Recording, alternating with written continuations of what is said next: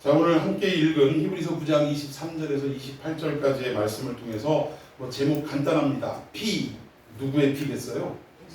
예수 그리스도의 피, 이 피에 대해서 살펴보는 시간 갖도록 하겠습니다.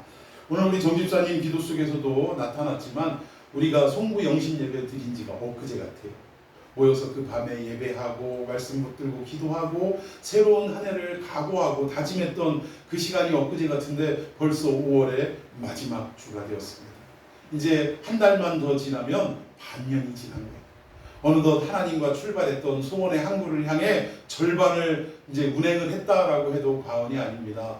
그런데 이 반 동안 또 5개월 동안 우리가 지난 시간을 돌아볼 때 정말 코로나라는 여러 가지 어려운 환경과 여건도 있었지만 정말 우리가 하나님 앞에 얼마만큼 헌신하고 하나님을 위하여 얼마만큼 갈급함으로 살아왔던가라는 것을 생각해 볼 때 저부터 참 부끄럽기 짝이 없습니다. 우리 남은 한 해도 하나님 은혜 속에 거할 수 있는 복된 나날들을 될 수 있도록 기도하며 나아가는 저와 여러분이 되기를 예수님의 이름으로 축원해 드리겠습니다. 오늘 9장 23절에서 28절까지의 말씀의 내용을 통해서 예수님의 피에 대해서 살펴보려고 하는데, 자, 중요한 것은 우리가 히브리서 강해뿐만 아니라 모든 성경을 읽을 때에 중요한 것은 이 책이 왜 기록되어졌는가, 기록 목적을 살펴보고 파악을 하고 이 책을 읽는 것이 너무나도 중요합니다. 그러니까 이 책이 왜 쓰여졌는지, 특별히 이 히브리서가 왜 기록되어 있는지 배경을 알지 못하면 사실 그 중요한 메시지를 우리가 놓치고 엉뚱한 해석에 다다르게 되는 우를 범할 수도 있다는 것입니다. 오늘 이 히브리서의 이 기록 목적 제가 몇 번을 설명을 드렸던 것 같아요. 그때 당시의 배경을 살펴보면 지금 이 편지를 받고 있는 대상자들, 즉 흩어져 있는 유대 기독교인들, 이분들이 처한 환경이 뭐였냐면 로마의 물리적인 압박을 받고 있던, 즉 핍박을 받고 있던 시기였다라는 것입니다. 핍박을 받는 것이 한 번, 두 번 또는 하루 이틀, 한 달, 두 달 정도면 우리가 버틸 수 있습니까? 없습니까? 버틸 수 있어요. 이까짓 거 우리가 그냥 눈물로 삼키고 한번 굳건히 견뎌보고 주님 앞에 기도하면서 이겨내보자, 그럴 수 있는데 이것이 끊임없이 1년, 2년 시간이 가면 갈수록 더욱더 핍박의 강도가 깊어지고 높아지면 이러면 우리의 마음도 고장할 수가 없어요. 우리는 지금 이 시간 어떤 핍박이 온다 할지라도 내가 하나님 앞에 순교하는 한이 있어도 나는 배반하지 아니하리라, 이것이 저와 여러분의 마음인 줄로 믿습니다. 그런데 이런 마음을 가졌던 예수님의 제자 중에 한 사람이 있어요. 누구였죠? 베드로. 예수님이 이제 십자가 지겠다고 하시니까 다른 제자들이 너희도 나를 팔려느냐라고 물어볼 때 이제 가룟 유다가 배신할 걸 이미 말씀하시고 바깥으로 나가고 다른 제자들에게 너희들도 나를 떠나가려느냐 그랬더니 뭐라 그래요? 아유, 우린 그러지 않습니다라고 하는데 가만히 있는 베드로가 갑자기 툭 튀어나와가지고 이것들 다 배신하고 떠나갈지라도 저는 그럴 일이 없습니다 라고 딱 얘기할 때 예수님이 뭐라고 하셨어요? 오늘 닭이 울기 전에 네가 나를 3번 부인하리라. 우리가 지금 마음은요, 북한군이 지금 쳐들어와서 총구리를 겨누고 예수 믿겠어 안 믿겠어 라고 막 우리에게 겨눠도 우리는 끝까지 생명 아끼지 아니하고 나는 예수님을 배반할 수 없습니다 라고 하는 것이 사실 우리의 마음입니다. 베드로도 그때 고백했을 때 거짓이 아니에요, 진실이었다라는 거예요. 그런데 그게 더 문제였고 그게 더 아픔이었다라는 것입니다. 만약 그렇게 이야기했다 할지라도 우리의 상황에 당시 2000년 전에 우리 성도들이 받았던 핍박이 찾아온다면, 아니 살아있는 예수쟁이들 붙잡아다가 껍질을 산채로 벗기고 이렇게 죽인다고 하면 여러분들 어떻게 했어요? 차라리 그냥 단칼에 죽인다고 하면 그래도 어떻게 버티겠는데, 아이고 세상에 막 온갖 고통을 다 느끼게 하면서 죽어가게 만들면 우리가 그 고통을 견딜 수 없어서 어쩌면 우리의 입술에서 마음에서 나 예수 안 믿을 테니까 나 좀 살려달라고 배반할 수도 있을지 몰라요. 우리는 장담할 수 없다라는 것입니다. 끝까지 죽음을 무릅쓰고도 배신하지 않고 순교할 수 있는 것, 누가 붙들어 주셔야 가능하냐? 성령께서 붙들어 주셔야 가능하다라는 사실입니다. 그러니까 우리는 우리의 믿음을 앞세워서 강조하면 안 돼요. 장담하면 안 됩니다. 하나님, 나는 연약한 사람입니다. 지금은 그런 생각을 할지 모르지만 막상 그런 환경에 부딪히면 제가 언제든지 배신할 수밖에 없는 나약한 존재임을 고백합니다. 그래서 저는 주님을 붙들고 주님을 바라보니 주님 나를 불쌍히 여기시고 끝까지 나를 어떻게 해달라고요? 인도해달라고 매달리고 기도하는 저와 여러분이 되어야 할 줄로 믿습니다. 이것이 우리 스스로를 제대로 아는 개혁주의의 시작이다 그 얘기예요. 자꾸 우리 자신이 그냥 아유 저거 어떻게 배신을이야 이러면서 자꾸 그냥 남들을 어떻게 보면 손가락질하고 이럴 것이 아니라 우리도 얼마든지 그럴 수 있고 아니 더 악한 짓을 할 수 있는 존재다라는 것을 인정하는 것이 중요하다라는 것입니다. 그러니까 그때 당시에 성도들도 이런 일들을 겪으면서 소망이 점점 흔들리기 시작하더라고요. 내가 이러려고 누가 그랬잖아요. 내가 이러려고 대통령이 됐는지 참 그런 얘기 한 적 있잖아요. 자괴감이 든다. 우리가 예수 믿었는데도 불구하고 목숨을 빼앗기는 현실 속에서 또 온갖 고통과 괴로움이 잦아지는 이 현실 속에서 내가 이러려고 예수 믿었는가 라는 마음이 들겠어요 안 들겠어요? 그러니까 점점 믿음은 흔들려가고 떠내려갈 것 같은 상황 속에 있고 그리고 우리가 믿는 대상 앞에 그토록 기도하고 하나님 이 고통이 웬 말이란 말입니까? 우리를 피하게 하시고 살려주시고 이런 기도 했겠어요 안 했겠어요? 했는데도 하늘로부터는 응답이 있더라 없더라? 없더라. 침묵하시더라. 하나님이 침묵하는 세월이 길어지니까 점점 어떻게 돼요? 내가 믿는 것이 과연 옳은 것일까? 라는 의심이 생기기 시작했다는 것입니다. 이렇게 의심하고 있는데 또 엎친 데 덮친 격으로 왜 울고 싶은데 옆에서 뺨 때려준다는 얘기 있잖아요. 유대인들이 자꾸 와가지고 회유책을 하는 거예요. 니들이 지금 왜 이 고통을 당하는 줄 아니? 종교를 바꿔서 그래. 종교를 우리도 살면서 어려움이 딱 생길 때 또 특별히 뭐 절에 다니거나 무당집을 찾아다니던 사람들이 예수를 딱 믿고 개종했는데 갑자기 우리의 삶 속에 어려운 일들이 막 생기면 어떤 마음이 들어요? 아유 내 종교를 바꿔서 일어나 이런 두려움이 생기기 시작하더라고요. 당시 유대인들도 기독교인들을 향해서 너희들이 종교를 향해서 종교를 바꿔서 이 어려움을 겪기 시작하는 것이다. 아니 예수가 가장 희나하냐? 나무에 달린 자마다 저주받은 자라는데 그 저주받은 자를 너희들의 생명으로 알고 믿는다니 이게 말이 되냐? 다시 율법으로 돌아와라 라고 계속 회유하고 있다라는 거예요. 그러니까 성도들은 헷갈려요 안 헷갈려요? 헷갈리기 시작하더라는 거예요. 헷갈리고 방황하고 무엇이 옳은 것인지 알지 못하는 이러한 상황 속에서 히브리서 기자가 무엇 때문에 이 책을 썼느냐? 흔들리던 그들, 의심하는 그들, 믿음의 세계에서 점점 멀어져가고 떠나가는 그들에게 다시금 예수께 붙어 있으라라는 이 메시지를 전하기 위해서 히브리서를 기록했다는 거예요. 그래서 1장부터 쭉 지금까지 살펴보니까 계속해서 두 가지를 비교하고 있습니다. 첫 번째, 율법보다 뛰어난 복음에 대해서 막 강조하고 있어요. 율법은 우리를 그리스도께로 인도하는 역할을 하는 것이지 결단코 우리 자체를 구원하거나 우리를 온전케 할 수 있는 것은 아니다. 그러나 예수 그리스도의 복음은 우리를 새롭게 하고 또 완전하게 고치는 역사를 하고 그리고 또 우리를 구원하는 역사가 있다. 라고 자꾸 이렇게 두 가지를 비교하고 또 하나는 모세와 예수님을 비교하더라고요. 모세는 하나님 집안의 일꾼이지만 종놈이지만 예수님은 그 집안의 뭐다? 아들이 아니시냐? 상속자가 아니시냐? 이거 감히 어떻게 비교를 하냐? 심지어 모세는 피조물이나 예수님은 창조주가 아니시냐?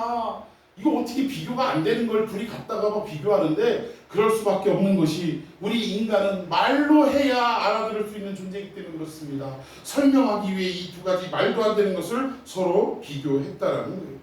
그래서 이 헷갈리고 믿음에서 떠나가는 성도들을 위해 히브리서 기자가 붓을 들어서 이 편지를 썼다는 것입니다. 자, 그리고 오늘은 드디어 그리스도께서 우리를 위해 십자가에서 흘리신 대속의 피가 무엇인지에 대해서 설명하고 있는데 이 내용을 하나씩 살펴보도록 하겠습니다. 본문의 내용이 좀 길어서 23절부터 읽었습니다만 사실은 지난주 10절까지 그 설교하고 마무리를 했는데 오늘은 11절부터 읽어보도록 하겠습니다. 11절 시작. 그리스도께서는 장래 좋은 일을 대제사장으로 손으로 짓지 아니한 것 곧 이 창조에 속하지 아니한 더 크고 온전한 장막으로 말미암아. 아멘. 여기 보니까 예수님이 이 땅에 오신 이유가 장래의 좋은 일을 위해서 이 땅에 오셨다라고 말씀하고 있습니다. 내용을 해석하기도 전에 먼저 기쁘고 즐거워요. 예수님이 이 땅에 오신 이유가 뭐 때문에 오셨다고요? 장래 좋은 일을 우리에게 허락해 주시기 위해서 오셨다는 거예요. 그러니까 우리가 점점 힘들고 어려운 일을 당하게 하기 위해서 오신 게 아니라 좋은 일을 우리에게 선물해 주시기 위해서, 만나게 하기 위해서 예수님이 이 땅에 오셨다라고 말씀하고 있습니다. 그러면 도대체 장래 그 좋은 일, 예수님이 오신 목적이 이건데 그 내용이 뭐냐? 예수님이 이 땅에 오신 내용은 뭐냐? 두 가지. 하나는 뭡니까? 구약에는 모든 제사가 무슨 문제와 직결되어 있어요? 죄 문제. 그렇죠. 죄의 문제와 직결이 되어 있습니다. 우리가 날마다 살면서 죄를 안 지을 수가 없는데 이 죄를 해결하기 위해 하나님께서는 임시 방편으로 또 하늘나라의 모형으로 무슨 제도를 허락하셨냐? 제사 제도를 허락하셨어요. 그런데 이 구약의 제사 제도는 한 번으로 끝나는 게 아니라 매번 반복되는 제사였어요. 그리고 웬만한 개인적인 그런 죄악들은 이 지성소까지 안 들어오고 번제단 안에서 다 끝났어요. 번제단 안에서 제물을 태워가지고 하나님 앞에 번제를 올릴 때 이 불이 활활 타오르면 우리의 죄가 용서를 받은 거예요. 근데 뭔가 제물이 안 타고 시들시들하면 우리의 죄가 용서받지 못했다라는 징표입니다.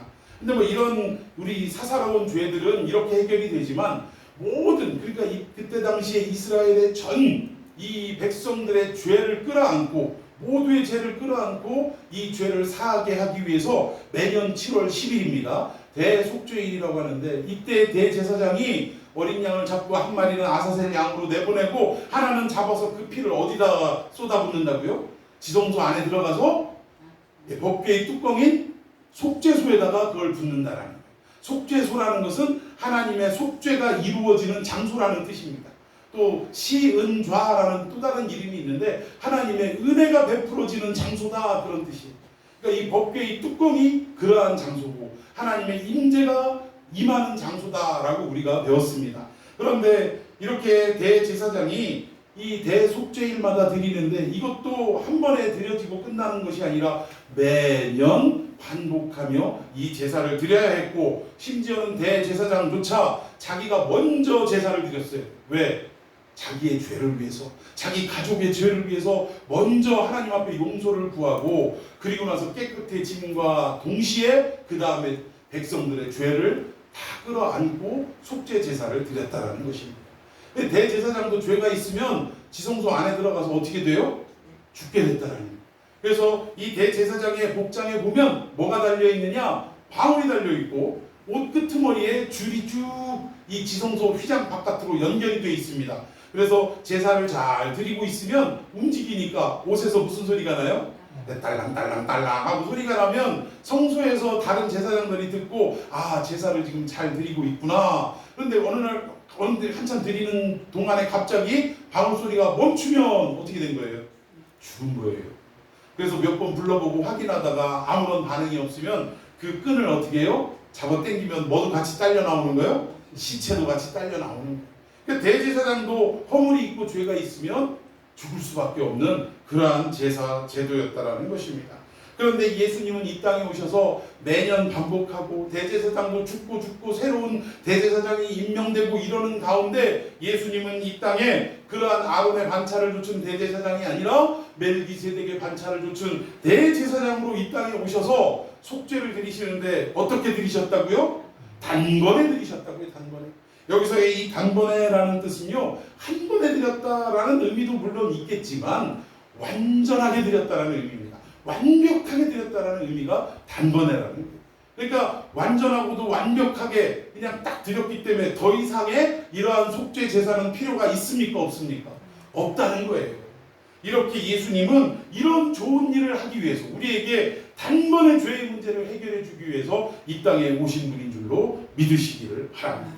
자, 두 번째, 어떤 좋은 일이냐? 그 결과로 우리는 그동안에는 매개물을 통해서, 매개체를 통해서 하나님 앞에 속죄가 이루어졌어요.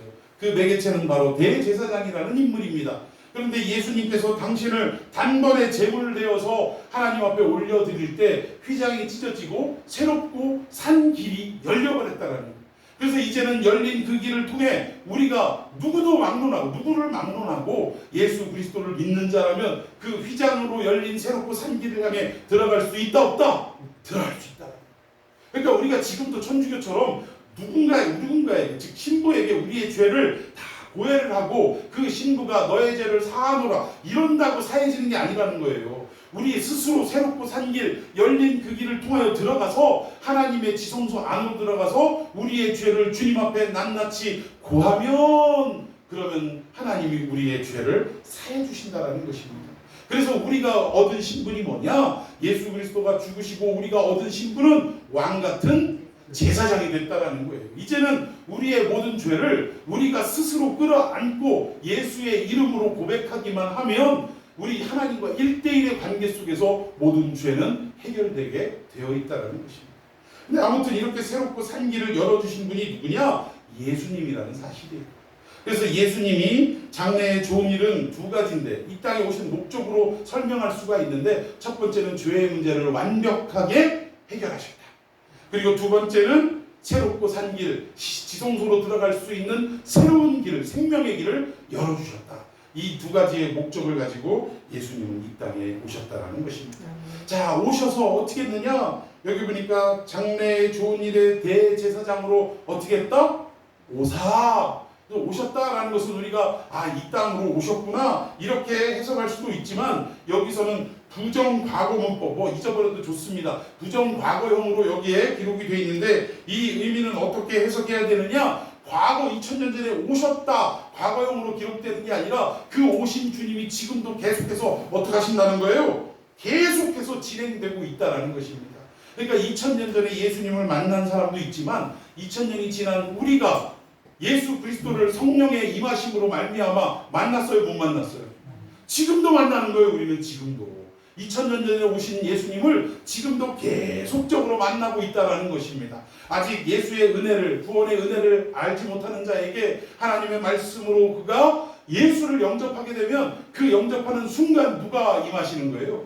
예수님이 임하시는 거예요. 예수님이. 믿습니까? 그래서 부정관사로 되어 있는 거예요. 지금도 예수님이 이 땅에 오심, 예수님이 사람의 마음에 찾아가심은 한 번으로 끝나는 게 아니라 지금도 계속 진행형으로 이루어지고 있다라는 사실입니다. 자, 그런데 그 예수님이 오셔서 어떻게 했느냐?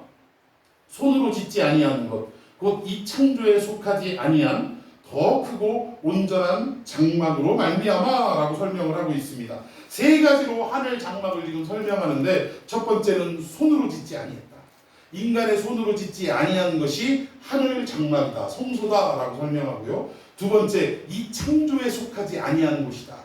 세 번째는 더 크고 온전한 장막이다라고 설명을 하고 있습니다. 그러면 여기에 나오는 이 장막은 무엇을 의미하느냐? 어떤 이 브로스라는 신학자는 하늘 성전을 말한다라고 이야기를 해요.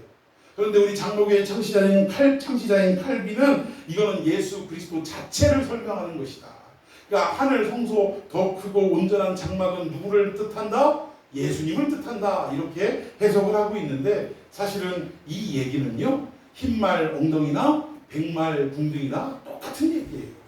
왜? 예수 그리스도는 누구시기 때문에? 하늘 성소이시기 때문에 그렇습니다. 자, 이것이 제 말이 아니라 요한복음 1장 14절에 보니까 말씀이 육신이 되어 우리 가운데 어떻게 하시매?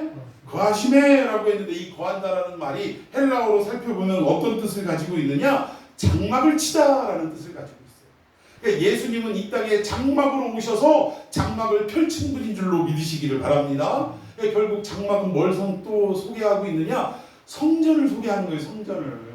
예수님 자체가 성전 되신 줄 믿으십니까? 그러니까 예수님이 뭐라고 말씀하셨어요? 46년째 공사 중에 있는 헤롯 성전을 향해서 너희가 이 성전을 어떻게 해라? 헐어버려라. 그러면 내가 며칠 만에 일으키리라? 사흘 만에 일으키리라 라는 말이 유대인들은 진짜 보이는 공사 현장을 생각했어요. 46년을 저도 다 못 졌는데 네가 뭔데 3일 만에 일으키냐? 이래가지고 신성모독이다 해서 예수님을 십자가에 못 박을 때 한 죄목으로 이거를 들이댔던 거예요. 그런데 예수님은 훗날 제자들조차도 요 당시에는 예수님이 이런 표현을 왜 하셨을까 이해하지 못했는데 예수님이 부활하고 나서 깨달았는데 그제서야 이 비유가 예수님의 육체를 가리켜 하신 말씀이구나. 예수님이 바로 성전이셨구나 라는 것을 그제서야 깨달았다라고 요한복음은 말씀하고 있습니다. 자, 아무튼 예수님은 장막으로 이 땅에 오신 분이다라는 것이 요한복음 1장 14절에 나오고 있고, 자 계시록 21장 22절 다 같이 읽어봅시다. 시작. 성 안에서 내가 성전을 보지 못하였으니 이는 주 하나님 곧 전능하신 이와 이 어린 양이 그 성전이시니라. 예, 요한이 하늘에 이끌려가서 하늘나라를 봤는데, 하늘나라에 갔더니 유대인들은 어느 지역이고 딱 방문을 하면 처음에 어디부터 찾아요? 회당부터 찾습니다. 그리고 예루살렘으로 오면 어디부터 찾아요? 성전부터 찾습니다. 그래서 이 요한도 하늘로 이렇게 이끌려 갔을 때 어디부터 찾았어요? 성전부터 찾은 거예요. 하늘에 성전이 없을 리가 없지요. 하늘 성전을 모형으로 이 땅에 성전을 지은 건데, 하늘에 올라가자마자 성전을 찾아서 두리번 찾아 헤맸는데 있어요, 없어요? 성전이 없네. 아, 이게 어떻게 된 일일까 궁금했어요. 이해도 안 됐어요. 납득도 안 됩니다. 그런데 설명해 주시기를, 이 성전이 눈에 보이는 어떤 건물로 존재하는 것이 아니라 하늘나라에 갔더니 하늘나라의 성전은 누가 성전이라는 거예요? 예, 어린 양이 성전이시고 하나님 자신이 성전이시더라. 하나님과 어린 양이 하늘나라의 성전이다라고 말씀하고 있습니다. 그러니까 브로스가 여기에 더 크고 온전한 장막을 설명할 때 장막을 하늘 성전으로 이해했다고 우리에게 해석하는데 맞아요, 틀려요? 맞지요. 아니, 하늘 성전을 말하는 거예요. 그런데 그 하늘 성전이 누구더라?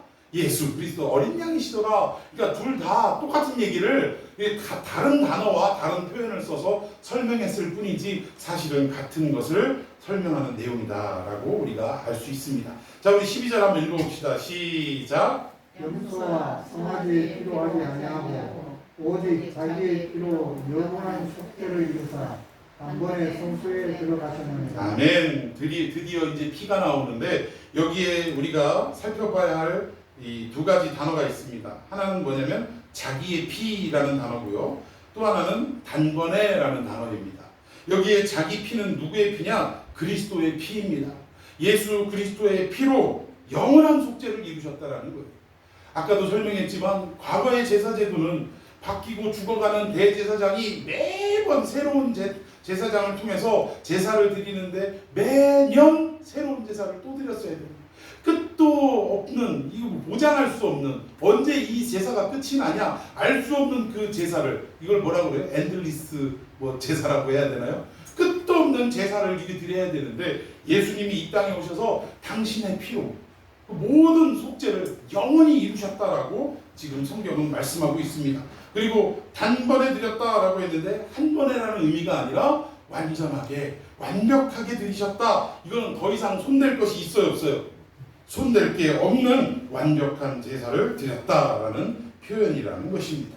자, 우리 계속해서 성경 좀 건너뛰어서 24절, 25절 함께 읽습니다. 시작. 그리스도께서는 참그리스도의 그림자인 손으로 만든 성소에 들어가지 아니하시고 바로 그 하늘에 들어가사 이제 우리를 위하여 하나님 앞에 나타나시고 대제사장이 해마다 다른 것을 피로써 성소에 들어가는 것 같이 자주 자기를 드리려고 아니하시니. 예, 아까 설명드렸던 내용입니다.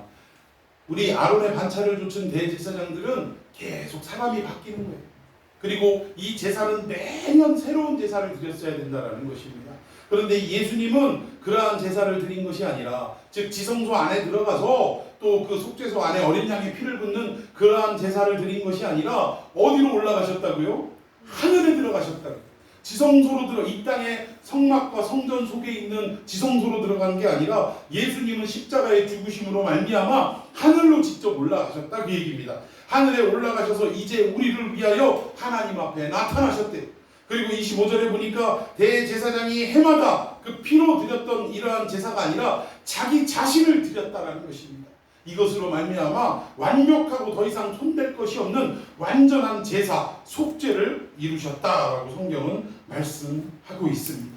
이걸 위해서 예수님이 이 땅에 오셔서 피를 흘리신 거예요. 피를 흘리신 게 단순히 그냥 헌혈하시려고 이 땅에 오신 것이 아니고요. 인간의 힘으로는 도저히 해결할 수 없는 이 속죄의 문제를 해결하기 위해 이 땅에 오셔서 직접 당신의 성체를 찢으시고 물과 피를 다 쏟아주신 것이고, 영원히 구원받을 수 없는 우리들을 구원하시기 위해 예수님이 직접 죽음을 당하셔야 했다는 것입니다. 이 일을 위하여 예수님이 오신 거예요. 어떤 다른 이상한 이단은 통일교라든가 이런 이단은 예수님의 초림의 역사를 실패한 역사다라고 평가를 합니다. 왜냐하면 십자가에 죽었기 때문에. 그러니까 죽음이라는 것 자체가 실패다라고 얘기하는데 성경을 잘 읽어야죠. 죽은 거로 끝난 게 아니라 어떻게 하셨어요? 사흘 만에 살아나셨잖아요. 부활하셨잖아요. 그리고 죽음은 예수님이 연약해서 죽으신 것이 아니라 누가 죽어야 될 죽음? 우리가, 그렇죠. 내가 죽어야 될 죽음을 다 예수님이 어깨에 짊어지시고 대신 죽으셨다라는데 포인트가 있는 거예요. 그분은 죽을 수 있는 분이 아니고 또 죽을 이유가 있는, 죄가 있는 분이 아니라는 것입니다. 그래서 깨끗하고 거룩하신 분인데 우리의 죄를 대신 다 거기다 덤태기를 씌워서 예수님이 십자가의 죽으심으로 말미암아 우리의 죄가 덤으로 어떻게 된 거예요? 다 해결이 되고 말았다라는 것입니다. 그리고 죽음의 문제도 해결을 받았다는 거예요. 그걸 위해서 예수님이 이 땅에 오셔서 십자가에 달려 피를 흘리셨다 그 얘기입니다. 자, 우리 26절 한 번 더 읽습니다. 시작. 그러면 그가 세상을 창조한 때부터 자주 고난을 받았어야 할 것이로되 이제 자기를 단번에 제물로 드려 죄를 없이하시려고 세상 끝에 나타나십니다. 예, 예수님이 이 일을 행하시기 위해서 언제 나타나셨다고요? 세상 끝에. 세상 끝은 언제를 얘기합니까? 종말을 얘기하는 거예요. 종말을. 지금 우리가 살아가는 이 시대가 무슨 시대?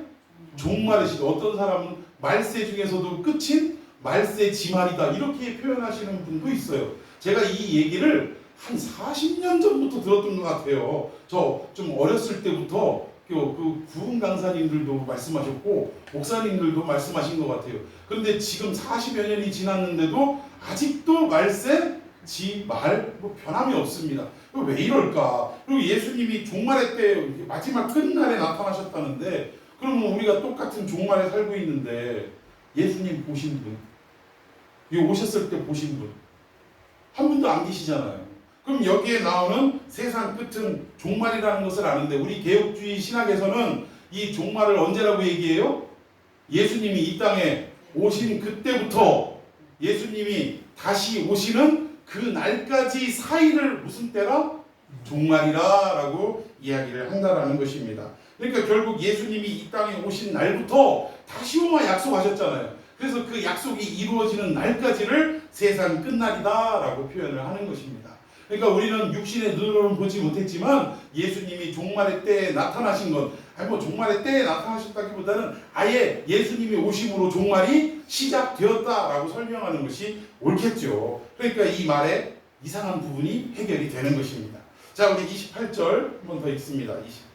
28절 시작. 이와 같이 그리스도도 많은 사람의 죄를 감당하시려고 단번에 들이심화 되셨고 구원에 이르게 하기 위하여 죄와 상관없이 자기를 바라는 자들에게 두 번째 나타나시리라. 아멘. 여기 우리 두 번째 나타나시리라. 그리고 이전에 2000년 전에 나타나셨던 것을 이미 오셨다라고 표현을 하고 두 번째 나타나시리라. 이게 언제예요? 주님이 다시 오시는 재림을 말하는 것입니다. 그런데 이 재림을 어떻게 하고 우리 성도들이 기다리고 어떤 자세로 기다리고 있어야 되냐? 그랬더니 자기를 어떻게 하는 자들? 바라는 자들에게. 그러니까 우리 성도들이 재림을 준비하고 재림을 기다리는 자세가 어떻게 되느냐? 다시 오실 주님을 어떻게 해야 돼요? 바라는 자세를 가지고 있어요. 이게 구약의 성경이나 찬송가에서는 뭐라고 표현하냐면 앙망한다라고 표현하는 거예요. 다시 오실 주님을 우리는 앙망하는 성도가 되어야 될 줄로 믿습니다. 자, 그렇다면 이제 결론적으로 우리는 어떤 삶의 태도를 가지고 살아가야 할 것인가? 본문은 이걸 말하고 싶어서 구약의 제사 제도를 끄집어내서 설명을 하고 있다는 것입니다. 여러분, 구약으로 넘어가자면 지금 몇 번째 설명하는데 백성들의 죄를 위해서 대속죄일 날 대제사장이 어린 양을 잡아서 그 피를 들고 어디로 가요? 지성소 안으로 들어갑니다. 그리고 지성소 뚜껑인 시은좌, 속죄소라고도 하는데 그 뚜껑 위에다가 피를 붓는다라는 거예요. 근데 이 짐승의 흘린 피가 그 1년 안에서는 단회적으로나마 어떻게 돼요? 하나님께 온전히 연락이 되면 백성들의 죄가 사해집니다. 그 다음번 대속죄일까지는 백성들의 모든 죄가 사해지는 것입니다. 자, 그런데 이 제사장이 안에서 열심히 제사 행위를 하고 있을 때 이 백성들의 죄를 사하기 위해서 여러 가지 절차대로 그 제사를 드릴 거 아니겠어요. 대제사장이 딸랑딸랑 방울소리를 내면서 열심히 제사를 드리고 있을 때 밖에서 기다리는 백성들은 어떻게 하고 기다렸을까요? 예? 나올라면 아직 멀었대 하면서, 우리가 저기 어디 상가집 가면은 그 문상하고 나서 밥 먹고서 술 먹으면서 옆에서 날새 준다고 옛날에 뭐 했어요? 네, 고스톱치기. 그 백성들이 삼삼오오 모여갖고 대제사장 나올 때까지 우리 고스톱이나 한판 치자 이러면서 기다렸겠어요? 아니면 막 음악 틀어놓고 띵까띵까 하면서 막 놀면서 이러면서 대제사장을 기다렸겠습니까? 아니라는 거예요.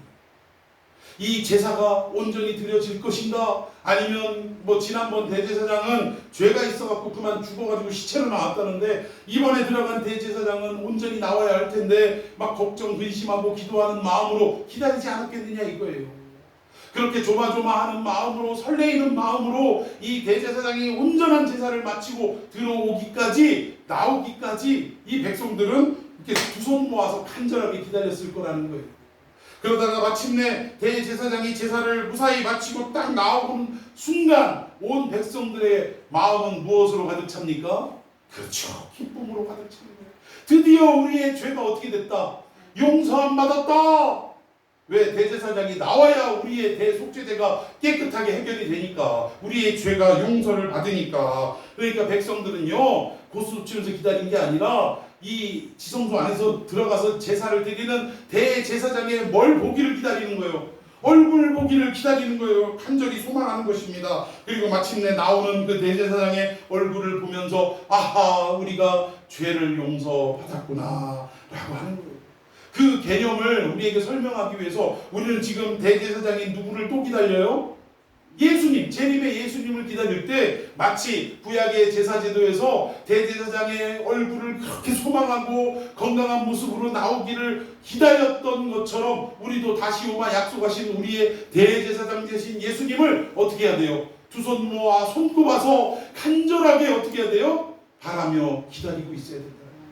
재림을 기다리는 우리가 그러한 자세와 태도로 기다려야 한다는 것입니다. 여러분들이 살아가는 하루하루 주님 언제 오실까? 설레임 속에 살아가고 계십니까? 주님 어서 오시옵소서 바라며 살아가고 계십니까? 이 설레임이라는 단어가 정말 좋은 것 같아요. 저는 아이스크림을 먹어도 얼마나 뭘 좋아하냐면 이 설레임을 좋아합니다. 설레임. 누가 그냥 설레임 좀 사오라고 시켰더니 가가지고 망설임 있어요? 하고 물어보니까 있어요 없어요? 없죠. 망설임 없던데요. 야, 망설임을 얘기하면 어떡하냐? 설레임을 얘기해야지. 아무튼 이 설레임을 저는 아이스크림, 그래서 설레임을 더 좋아하는 것 같아요. 주님 다시 오시는 그날까지 내 마음이 설레임으로 주님을 그리워하며 고대하는 마음으로 기다리게 해 주십시오. 이 기다리는 것 자체도 우리의 힘으로는 불가능해요. 성령께서 우리의 마음을 주장하셔야 우리가 이 세상 살아갈 때 모든 기초와 원리를 어디에 두냐? 예수님이 다시 오실 재림에 맞추고 우리가 이 세상을 살아가기 때문이다. 성령님이 도와주시지 않으면 이것이 어떻게 가능합니까?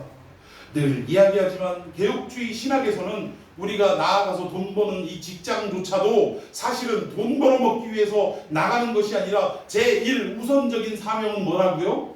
하나님의 말씀을 들고 우리가 파송받아서 가는 선교적 사명으로 가는 그곳이 직장이다. 여러분 믿습니까? 구차하게 우리가 돈 몇 푼 벌어먹자고 거기 나가겠어요? 우리가 하나님의 일꾼으로, 흔히 얘기하는 대사라고 얘기하더라고요. 어떤 분은 막 대사, 우리가 그 영토에 보면 대사관들이 있잖아요. 그 대사관은 이 감히 우리가 들어갈 수 없는 그 해당 대사관의 해당 나라 영토입니다. 아무나 못 들어가는 거예요. 그리고 우리는 어디에서 사냐? 이 땅에 발붙이고 살아가고 대전이라는 이 도시에 발붙이고 살아가지만 우리가 살아가는 모든 영역은 다 어디예요? 하늘나라의 대사관이라는 사실입니다. 이 땅에 똑같이 발붙이고 살아가지만 우리가 밟았는 그 자리는 하나님의 나라라는 사실 믿습니까?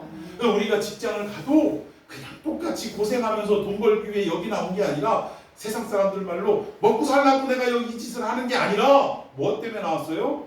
이 회사의 모든 사람들, 주변의 모든 사람들에게 그리스도의 복음을 증거하는 사역지로 내가 나온 거예요. 믿습니까? 그리고 이 사역을 함과 동시에 뭐 또 우리가 먹고 살려면 뭐가 필요해요? 돈도 필요하잖아요.